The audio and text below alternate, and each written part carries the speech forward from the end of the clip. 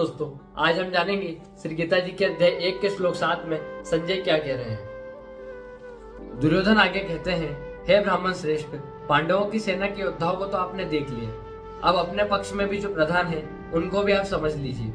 द्रोणाचार्य की जानकारी के लिए शत्रु की सेना के बाद दुर्योधन अपनी सेना के जो सेनापति है उसके बारे में बताते हैं। समस्या के बारे में जान लेने के बाद बारी आती है अपने पक्ष में सोचने की। ये जानना होता है दोस्तों कि आपके पास क्या क्या मजबूत पॉइंट है, आप किन बातों में मजबूत हैं, जिससे आपको समस्या पर विजय प्राप्त हो। जैसे आपने समस्या के हर पहलू के बारे में सोचा, उसी तरह आपको स्वयं का भी आकलन कर लेना चाहिए। तो यह था अध्याय 1 के श्लोक 7 का मतलब। अब हम जानेंगे श्री गीता जी के अध्याय 1 के श्लोक 8 में संजय क्या कह रहे हैं।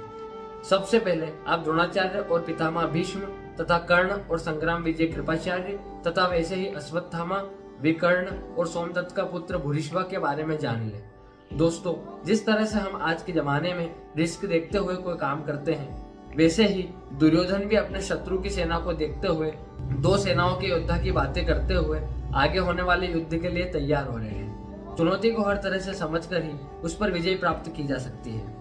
चुनौती को इतने अच्छे से जान लेना चाहिए कि जब हम उससे लड़ने जाएं तो कुछ नया ना लगे, कोई आश्चर्य ना है।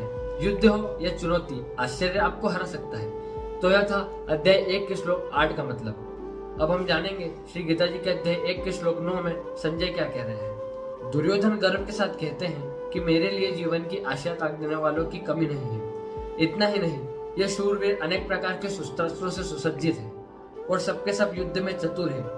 दुर्योधन के एक इशारे पर उसकी सेना के शूरवीर लड़ने मरने को तैयार है। उन्हीं को देख दुर्योधन खुश हो रहा है। दुर्योधन के साथ युद्ध में लड़ने के लिए शूरवीर थे जो उसके लिए मरने को भी तैयार है। दोस्तों, आप जब अपनी जीवन की चुनौती से लड़ते हैं तो आपके साथ कौन होता है? आपके साथ होता है आपका हुनर, आपकी हिम्मत, आपकी मेहनत, आपके संगी, आपके अपने रिश्तेदार। वैसे ही शूरवीर दुर्योधन के लिए कुछ भी करने को तैयार है, वैसे ही आपके साथी भी आपके लिए कुछ भी कर सकते हैं। तो यह था अध्याय 1 के श्लोक 9 का मतलब। अब बचे हुए श्लोकों का मतलब हम अगली वीडियो में देखेंगे। जब तक के लिए राम राम।